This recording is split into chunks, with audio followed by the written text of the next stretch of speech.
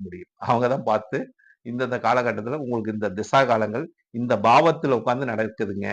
அப்ப இது யாருக்கு உண்டான பாவம்? எந்த மாரி ஒரு தன்மைய குடுக்கும்? ஒரு ஜாதகத்துக்கு 6ஆம் பாவம் உத்தியோகத்த குடுக்கும். 8ஆம் பாவம் அவமானத்த குடுக்கும். 12ஆம் பாவம் விரயத்த குடுக்கும். இவ்வளவுதாங்க விஷயம். இந்த பாவக திசைகள் நல்லதா, கெட்டதா அப்படின்னு பார்த்தா, அதில் நன்மை இருக்குது, தீமை இருக்குது. முழுக்க முழுக்க அந்த பாவங்கள்லாம் தீமை செய்யக்கூடிய பாவங்கள். இந்த மாரி இருக்குதுங்க. 7ஆம் இடம் கலஸ்திர பாவம். ஒருத்தருக்குலாம் பார்த்தீங்கன்னா, அதிக கல்யாணம் பண்றவங்களுக்கெல்லாம் வாய்ப்பு இருக்குதுங்க. கலஸ்திர பாவம் வலுத்துருச்சுனாவே, அவங்களுக்கு திருமணம் அதிகமா பண்ணிர்றாங்க. கெட்டு போனாலும் திருமணம் பண்ணிர்றாங்க. நிலைக்கிறது இல்லைன்னு வச்சுக்கங்களேன்.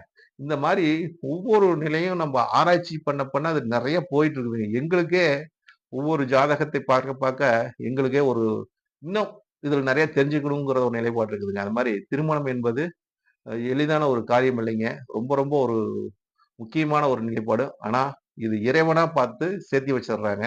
இதுக்கு ஜோதிடர்களும்